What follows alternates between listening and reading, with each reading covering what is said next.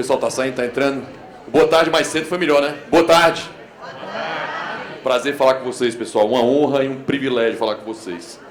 Tem uma frase que eu gosto muito, que a Catarina chegou perguntando para alguns que estavam aqui na frente se queriam sair do Brasil, se não gostavam do Brasil, se não era interessante ficar no Brasil.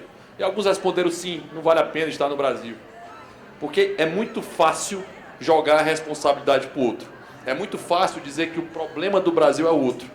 É muito fácil querer mudar o mundo quando você não arruma a sua própria cama. Esse é um conceito claro que você tem que mudar. Você quer mudar o mundo, comece arrumando a sua cama. Esse é o primeiro passo para você modificar você mesmo. Tem uma frase que eu gosto muito, que é até tem um filme muito interessante chamado Invictus, que é do William Ernest Henley, que vai dizer o seguinte: eu sou o mestre do meu destino, eu sou o capitão da minha vida. É muito comum a gente acreditar que para empreender, para mudar algo, para conseguir melhorar a minha própria vida, eu dependo do outro. Mas se tem um empreendimento que é seu, que você controla, que é o mais importante, esse é a sua própria vida. E essa sua própria vida interessa colocar assim: o que está no meu controle, o que não está no meu controle. Aquilo que eu posso controlar e aquilo que eu não posso controlar. E a partir disso, pessoal, eu fiquei preocupado. Na primeira palestra disseram que o capitalismo agora é inclusivo. Perguntaram aqui agora e disseram o seguinte também, né? Falaram que... Só agora o capitalismo é inclusivo. Eu vou falar disso por quê?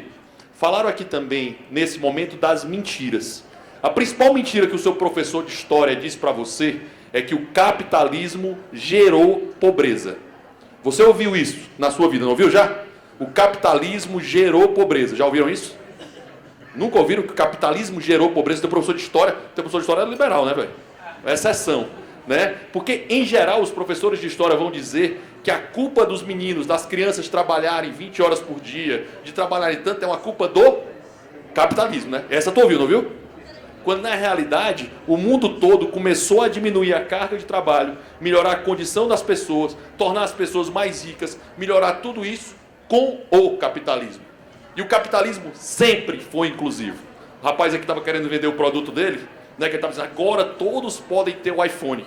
Mas vocês já notaram, né, com a empresa dele, né? Lá atrás, o Henry Ford disse assim, opa, todo mundo pode ter um carro. Tá certo? É possível. E ele fez aquele carro, não foi para poucos não, tá?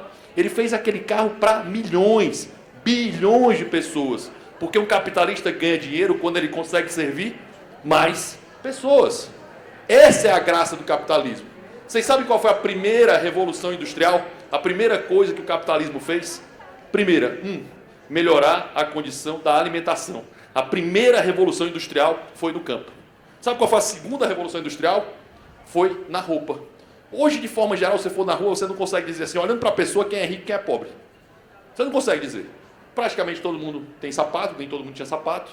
Todo mundo tem uma calça, nem todo mundo tinha uma calça. Todo mundo tem uma camisa, nem todo mundo tinha uma camisa. Isso é possível hoje. Os computadores hoje do cara mais rico e de um cara rico é o MacBook, em geral. Certo? Ou é o iPhone, em geral. Vocês já notaram que mesmo na camada mais pobre da população hoje, nós temos um celular? Pode não ser um iPhone, mas tem um celular. Já notaram que nós temos geladeira? Mesmo na camada mais pobre da população brasileira, nós temos. Tem uma geladeira, tem um fogão. Já notaram isso? Já notaram o que é que a gente não tem? Segurança pública a gente não tem. Saneamento básico a gente não tem. Algo de qualidade, né, relacionado a coisa estatal, serviços estatais, a gente não tem. Tá certo? Tudo que é prestado de forma clara, com concorrência, com eficiência, com capitalismo, chega ao acesso dos mais pobres. Tudo que é controlado, definido e colocado pelo Estado não chega para os mais pobres. Então, quando o rapaz aqui falou que o capitalismo é inclusivo, ele sempre foi. Ele sempre foi. É da natureza do capitalismo ser inclusivo. Eu mudei a minha palestra para falar disso, tá? Propositalmente. Eu disse, eu vou acrescentar 3 slides para falar disso. Porque ele sempre foi. Só para deixar claro, ó, esse ano aqui, ó, Jesus nasceu aqui, certo? Ano 0. Nesse ano 0 tinha mais ou menos quantos milhões de pessoas no mundo? Um chute. 3 o quê? 3 milhões? Não. Mais, um pouco mais. O número dá mais ou menos assim, entre os 400 e os 600 milhões de pessoas. Mais ou menos isso, tá? Ou seja, no mundo todo tinham 400 a 600 milhões de pessoas. Mais ou menos aqui, se você vir daqui Até aqui, sabe quanto tinha? Mais ou menos a mesma coisa.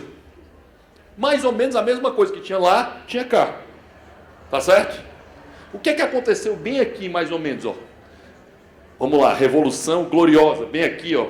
Revolução Liberal. Revolução Americana, bem aqui.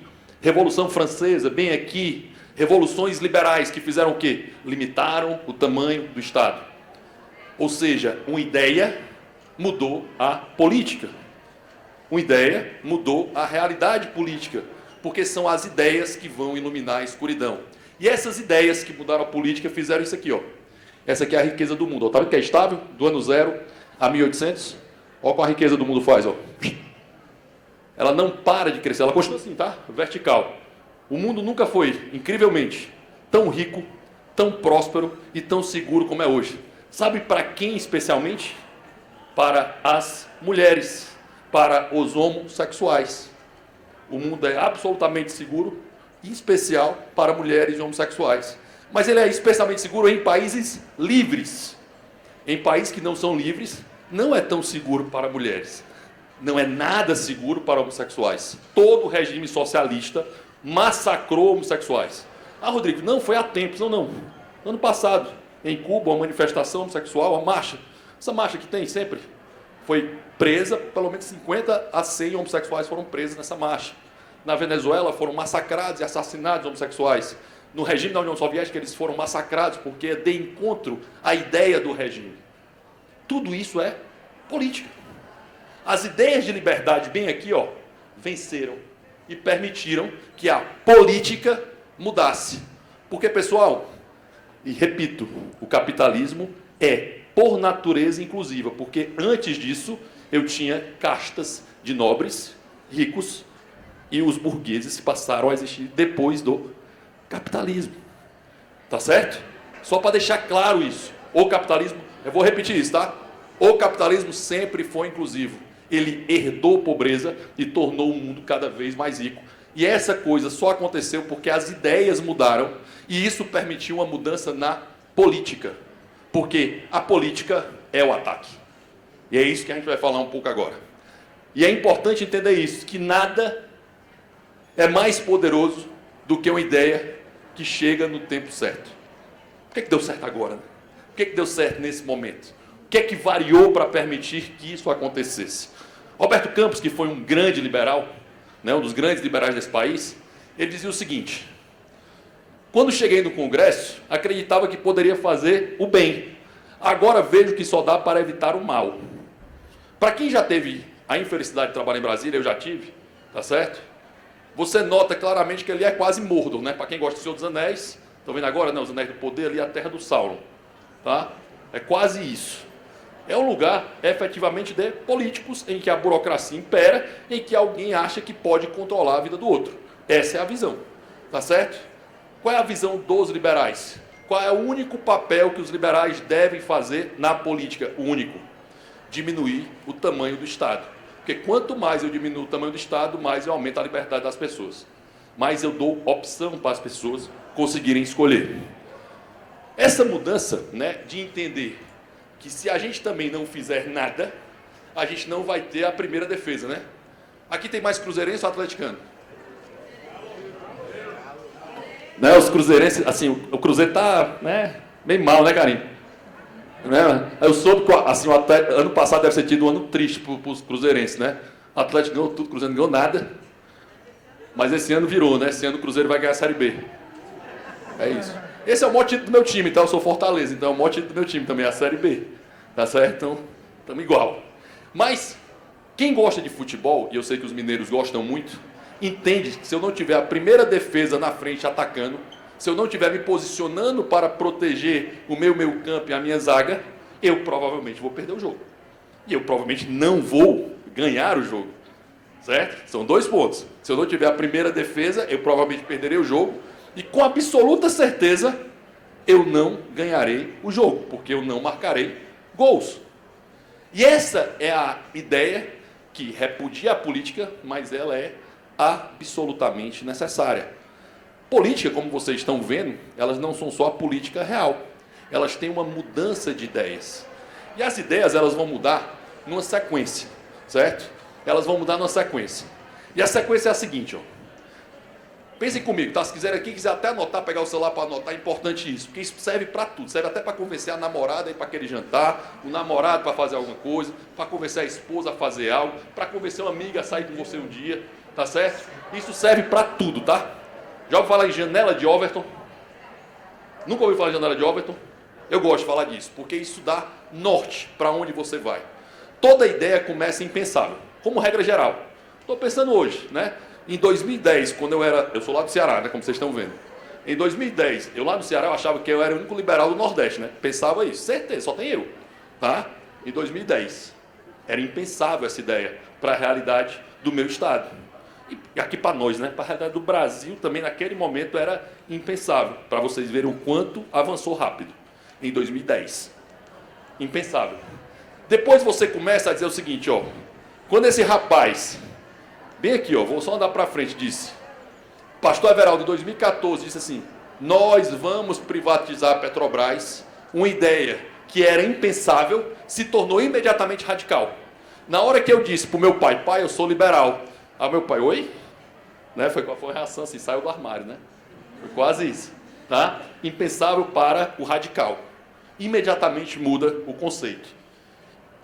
Aqui volta. Tá? Nessa depois ela sai, ó, para aceitável. Se quiser anotar no celular, vale, ó, impensável, radical, tá? Aceitável. Ou seja, a ideia começa a ser palatável. Aqui, ó, quem dessa sala é liberal? Levanta a mão para mim. Pô, essa ideia é popular aqui, né? Necessária, tá certo? Então assim, impensável, radical, aceitável. Mas assim, para quem não é, dói no ouvido alguém dizer que é liberal? É estranho? Eu sou liberal. É estranho? Não. No passado era. Entendeu a mudança? Ó? Começou a ser aceitável. Começou a não ser absurdo alguém se dizer liberal. Porque era absurdo. E essa é a mudança de ideias que vai chegar na política, tá? Porque a política é o ataque. Nesse conceito eu vou ter o sensato, depois, impensável, radical, aceitável, sensato. Ou seja, é sensato, tudo bem, tem boas ideias, é razoável. Meu pai que já faleceu, ele vivia enchendo meu saco, assim, rapaz, esse menino é radical demais, tudo ele quer esse negócio de liberdade. Aí depois ele disse, você até tem boas ideias. Depois ele disse, rapaz, tuas ideias têm bom senso, tem até lógica. Depois ele morreu em 2018, ele era mais libertário que eu, certo? Mas ele foi avançando nas ideias dele, de impensável, radical, aceitável, aí depois, ó, sensata, popular e necessária. Tá certo? Sensato, popular e necessária. Eleição de Bolsonaro de 2018. Qual era a pauta principal? Alguém lembra? Pauta principal? Não. Reforma da Previdência. A pauta principal era a reforma da Previdência. Se não aprovasse a reforma da Previdência, ia acontecer o que com o Brasil? Implodia, né? Ele quebrava, né? O mundo se acabava. Claro que ele não implodia, claro que ele não ia quebrar dessa forma. Mas parecia isso, né? Porque a ideia estava aqui, ó, do popular para o necessário. Quando ela fica necessária, tem que ser para ontem. Que era a reforma da Previdência. Ela se tornou necessária. Ela tinha um apoio tão forte que as pessoas foram para a rua gritar, Paulo Guedes, Paulo.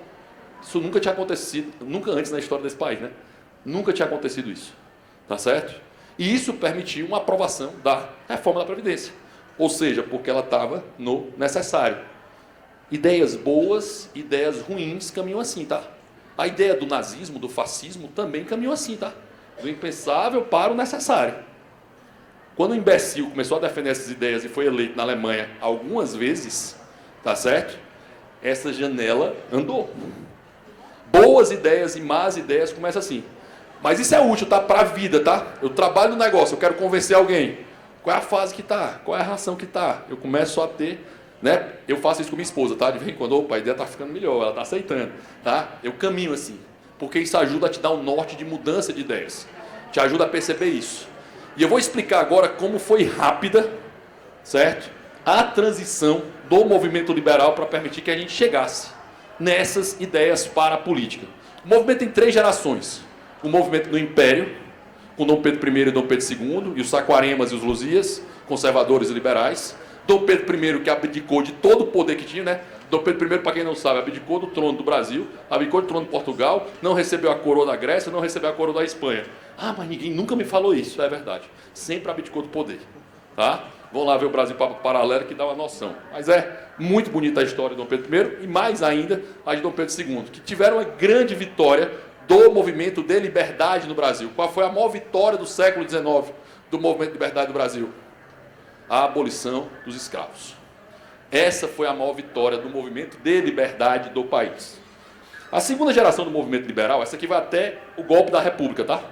Até o golpe da República, em 15 de novembro de 1889, vai essa primeira geração e se implode o movimento liberal. Tinham liberais pontuais, mas o movimento se implode. A segunda geração começa em 72 com a revista Visão, depois com o IEE, com os IFLs, tá? Até depois os IFLs depois. O IEE em Porto Alegre e alguns outros institutos, como o Instituto Liberal do Rio de Janeiro, né, caminhando para isso. Mas eram de cima para baixo. Eles eram de grandes intelectuais, de pessoas ricas, né, de pessoas com muito poder, para baixo. A terceira geração do movimento liberal, ela é criada, começada com a expansão dos IFLs, sem nenhuma dúvida, mas com o Instituto Mises Brasil e com a Ordem Livre, que começam a dar algo que não se tinha no Brasil. Ou seja, o conhecimento ficou aberto. Se quiser ler qualquer livro liberal hoje, praticamente será de graça. Está à disposição de quem quer ler. Está fácil ler isso. E essa terceira geração tem uma vantagem. Ela empurra de cima para baixo. Ela tem base, ela não tem controle, ela não tem um centro. Hélio Beltrão vai já falar ali. E ele criou uma ideia de você ter uma estrela do mar, que é o conceito de gestão estrela do mar. Quando você corta um pedaço da estrela, nasce outra. Não tem uma gestão centralizada. E essa é a grande graça do movimento liberal. Não tem uma cabeça. Tem muita gente liderando esse processo para permitir que isso cresça cada vez mais. Isso aí, obviamente, chegou nas ideias, como já falei do pastor Everaldo, e isso vai continuando, né? Em 2007, aqui, criação do Miss Brasil. Em 2013, nós vamos ter, como já mostrou aqui o Arthur, os movimentos de rua. Esses movimentos começam com a esquerda, mas eles vão terminar já com duas frases aparecendo. Menos Marx, mais Mises, e Olavo tem razão. Essas duas frases começam a pipocar nesses eventos e a esquerda tenta encerrar o movimento e não consegue. Em 2015, começam outras manifestações de rua pelo impeachment da Dilma. E aí é dominante, completamente dominante, que aí a direita liberal toma as ruas. A direita liberal e os malucos também, tá? Certo? Sempre tem maluco, de um lado e do outro. E aparecem os malucos também. E aí você vai ter esses movimentos de rua acontecendo em 2015. É criada a Rede Liberdade, e aí você vai ter o Livres e o Novo aparecendo, né? Dois partidos que acolhem liberais. Quando o Bolsonaro entra no Livres, acaba, né, encerrando, mas você começa a ter a participação de políticos na eleição. Ou seja, aquela ideia que era impensável, radical, aceitável, sensata, começa a ser popular. Porque na hora, estou finalizando, na hora que começa a ter essa possibilidade, nós vamos ter um caminho para isso. Ou seja, se eu elejo alguém, a medida se torna popular. 2018, tá certo? Nós vamos ter um avanço no parlamento. Elegemos 8 deputados no mesmo partido liberal, elegemos mais 3, elegemos liberais em outros partidos, porque a política começa a receber a ideia que teria sido caminhado para trás. Ela começa a permitir que isso aconteça. Em 2020 nós temos vereadores eleitos. Em 2022, apesar da polarização, nós temos uma fortíssima influência liberal no país. Tanto é que gente que nem é liberal se diz liberal, né? Simone Tronic, como é Tronic lá? Ó. Não, a Tronic, qual é? Soraya Tronic. Sou liberal. Mais ou menos, mas sou liberal. Ela fala. Porque isso politicamente dá voto. Quando algo politicamente dá voto, significa o quê? Que se tornou popular. Que permitiu que isso acontecesse. E é essencial aqui para finalizar, o Denis citou esse cara, que é o Thomas Sowell, a gente entender um ponto importante. Apesar da polarização, apesar do problema, os liberais têm uma característica que não pode ser nunca perdida, que é a característica da tolerância. É a característica que você tem que respeitar o que o outro pensa. É a característica que o fato do outro pensar diferente de você, ele não pode ser demonizado por isso. E é exatamente essa graça que permite que a gente consiga ter um caminho melhor e uma condição melhor para o futuro, né? Lembrando sempre que a palavra convence e o exemplo arrasta. E é esse o ponto que eu queria deixar para vocês. Obrigado, até a próxima. Até já.